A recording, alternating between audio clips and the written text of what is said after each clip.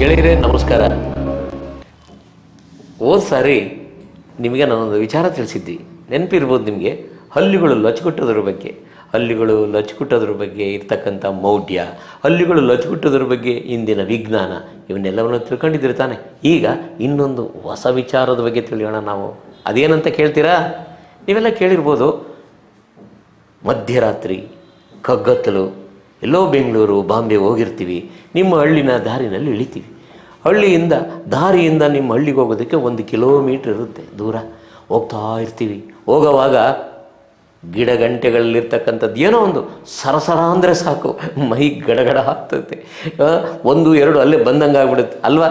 ಅನುಭವಿಸಿದ್ರಲ್ವ? ನಿಮಗೂ ಅನುಭವ ಇದೆ ತಾನೆ. ಅದೇನದು? ಅದನ್ನು ನಾವು ತಪ್ಪಾಗಿ ಅರ್ಥೈಸ್ಕೊಂಡು ದೆವ್ವ ಅಂತೀವಿ, ಭೂತ ಅಂತೀವಿ.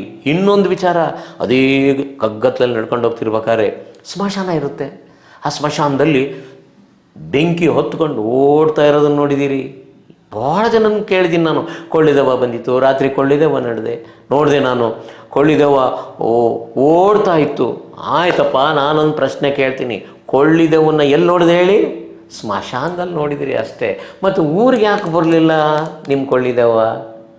ಸ್ಮಶಾನದಲ್ಲಿರೋ ಮಾತ್ರ ನೋಡಿದ್ರಿ, ಮತ್ತು ಊರಿಗೊಳಗೆ ಯಾಕೆ ಬರಲಿಲ್ಲ? ನೀವು ಊರೊಳಗೆ ಹೋದ್ರಿ ತಾನೆ, ಅಲ್ಲಿಗೂ ಬಂತಾ ನಿಮ್ಮ ಹಿಂದೆ ಕೊಳ್ಳಿದೆವ್ವ? ಬರಲಿಲ್ಲ ತಾನೆ. ಸ್ಮಶಾನದಲ್ಲಿ ಮಾತ್ರ ನೀವು ನೋಡ್ತೀರಿ ಕೊಳ್ಳಿದೆವ್ವ, ಇನ್ನೆಲ್ಲಿಲ್ಲ. ಇದ್ರ ಬಗ್ಗೆ ಜಾಸ್ತಿ ಆತಂಕ ಬೇಡ, ಅದ್ರ ಬಗ್ಗೆ ಮೌಢ್ಯ ಬೇಡ. ಇದು ಸಂಪೂರ್ಣವಾಗಿ ವಿಜ್ಞಾನ. ಕೊಳ್ಳಿದೆವ್ವ ಅಂದ್ರಲ್ಲ, ಅದು ಕೊಳ್ಳಿದೆವ್ವ ಅಲ್ಲ, ಅದು ರಂಜಕದ ದೆವ್ವ. ನಿಮಗೆಲ್ಲ ಗೊತ್ತಿರ್ಬೋದು. ಶಾಲಾ ಕಾಲೇಜುಗಳಲ್ಲಿ ವಿಜ್ಞಾನ ಶಿಕ್ಷಕರು ಈ ಬಿಳಿ ರಂಜಕ, ಕೆಂಪು ರಂಜಕ ಅಂತ ಉರಿಸ್ತಾ ಇರ್ತಾರೆ. ಬಿಳಿ ರಂಜಕ ತನ್ನಷ್ಟಕ್ಕೆ ತಾನೇ ಹೊತ್ಕೊಂಡು ಉರಿಯುತ್ತೆ. 30 ಡಿಗ್ರಿ ಸೆಂಟಿಗ್ರೇಡ್ ಉಷ್ಣಾಂಶದಲ್ಲಿ ಬಿಳಿ ರಂಜಕವನ್ನು ಒಂದು ಟೇಬಲ್ ಮೇಲೆ ಇಟ್ಟುಬಿಟ್ರೆ ತನ್ನಷ್ಟಕ್ಕೆ ತಾನೇ ಹೊತ್ಕೊಂಡು ಉರಿಯುತ್ತೆ. ನೋಡ್ರಿ, ಎಂಥ ಮಹಾನ್ ಶಕ್ತಿ ಇದೆ ಆ ಬಿಳಿ ರಂಜಕಕ್ಕೆ. ಆ ರಂಜಕವೇ ನಿಮ್ಮ ದೆವ್ವ. ಹೇಗೆ ಅದು? ಹೋಗ್ತಾ ಇರ್ತೀರಿ ಸ್ಮಶಾನದಲ್ಲಿ. ಎಷ್ಟಿರ್ತವೆ ಸಮಾಧಿಗಳು? 100 ಇರ್ತವೆ. ಬಹಳ ಹಿಂದಿನಿಂದ ಹಾಕಿರ್ತಾರೆ ಅಲ್ವಾ? ಸಮಾಧಿಗಳಿರ್ತವೆ. ಅಲ್ಲಿ ಹೆಣುಗಳೆಲ್ಲ ಮಣ್ಣಲ್ಲಿ ಕೊಳೆತು ಇದಾಗಿ ಮಾಂಸ ಕಣ್ಣು ಏನೇನು ಇಲ್ದಾಗಿ ಬರೀ ಅಸ್ಥಿಪಂಜರ ಉಳಿದಿರುತ್ತೆ. ಅಸ್ಥಿಪಂಜರ ಅಂದ್ರೆ ಮೂಳೆಗಳಿರ್ತದೆ. ನಿಮಗೆ ಗೊತ್ತಿರೋ ಹಾಗೆ ಮೂಳೆಗಳಲ್ಲಿ ಬಿಳಿ ರಂಜಕ ಇರುತ್ತೆ. ಬಿಳಿ ರಂಜಕದ ಗುಣ ಏನು? ತನ್ನಷ್ಟಕ್ಕೆ ತಾನೇ ಹತ್ಕೊಂಡು ಇರತಕ್ಕಂಥ ಸ್ವಭಾವ. ಮತ್ತು ಏನಾಯಿತು?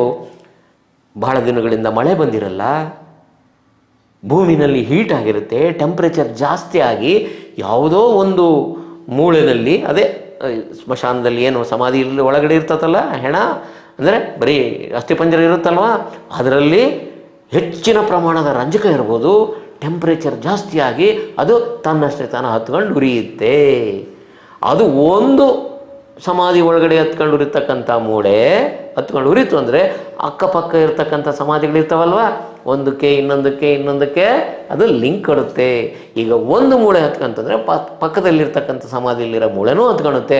ಅದು ಹತ್ಕೊಂಡು 7-8 ಸಮಾಧಿಯಲ್ಲಿರ್ತಕ್ಕಂಥ ಅಸ್ಥಿಪಂಜರಗಳು ಹತ್ಕೊಂಡು ಉರಿದಂಗೆ ನೋಡಿದಾಗ ನಮಗೇನು ಅನಿಸುತ್ತೆ? ಕೊಳ್ಳಿದೆವ್ವ ಓಡೋಗುತ್ತೆ. ಅದು ಓಡೋಗಿದ್ದು ದೆವ್ವ ಅಲ್ಲ, ಅದು ನಮ್ಮ ಒಂದು ಭಾವನೆ, ದೌರ್ಬಲ್ಯ ಅಷ್ಟೇ. ಅದು ಓಡೋಗಿದ್ದೇನು ಗೊತ್ತಾ? ರಂಜಕದ ದೆವ್ವ. ರಂಜಕ ತನ್ನಷ್ಟಕ್ಕೆ ತಾನೇ ಹೊತ್ಕೊಂಡು ಉರಿದು ಸಮಾಧಿಯ ಸ್ಮಶಾನದ ಯಾವುದೋ ಒಂದು ಮೂಲೆಯಲ್ಲಿ ಕೊನೆ ಆಗುತ್ತೆ. ಆಯಿತು, ನೀವು ಊರಿಗೊಳಗೆ ಹೋಗ್ತೀರಿ, ಊರೊಳಗೆ ಬಂತ, ನಿಮ್ಮಿಂದ ಬಂತ ಅದು ದೆವ್ವ? ಬರಲಿಕ್ಕೆ ಸಾಧ್ಯ ಇಲ್ಲ. ಅದು ರಂಜಕದ ದೆವ್ವ. ಈ ವಿಚಾರವನ್ನು ನಾವು ಅರ್ಥ ಮಾಡ್ಕೋಬೇಕು.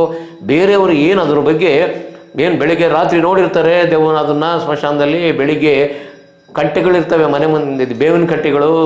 ಆ ಕಟ್ಟೆ ಮುಂದೆ ನಿಂತ್ಕೊಂಡು ಹೇಳ್ತಿರ್ತಾರೆ, ನಾವು ರಾತ್ರಿ ಹೋಗಿದ್ದೆ, ಹಿಂಗೆ ಬೆಂಗಳೂರಿಂದ ಬಂದೆ, ಇಳಿದೆ, ಬರ್ಬೇಕಾದ್ರೆ ದೆವ್ವ ಓಡೋಗ್ತಾಯಿತ್ತು, ಅದರಲ್ಲೂ ಕೊಳ್ಳಿದೆವ್ವ. ಈ ವಿಚಾರವನ್ನು ವೈಜ್ಞಾನಿಕವಾಗಿ ಅರ್ಥ ಮಾಡ್ಕೊಂಡು ಜನಗಳಿಗೆ ತಿಳಿಸಿದರೆ ಅವರಲ್ಲಿರ್ತಕ್ಕಂಥ ಭಯನೂ ದೂರ ಆಗುತ್ತೆ ಅಲ್ವಾ? ಅವರಲ್ಲಿರ್ತಕ್ಕಂಥ ಆತಂಕವೂ ದೂರ ಆಗುತ್ತೆ ಅಲ್ವಾ? ಹಾಗಾಗಿ ಇದು ಕೊಳ್ಳಿದೆವ್ವ ಅಲ್ಲ, ರಂಜಕದ ದೆವ್ವ ಅಂತಕ್ಕಂಥ ಒಂದು ವೈಚಾರಿಕತೆಯ ಮಾತನ್ನು ಹೇಳ್ತಾ ನನ್ನ ಮಾತನ್ನು ಮುಗಿಸ್ತೀನಿ. ನಮಸ್ಕಾರ ಗೆಳೆಯರೇ.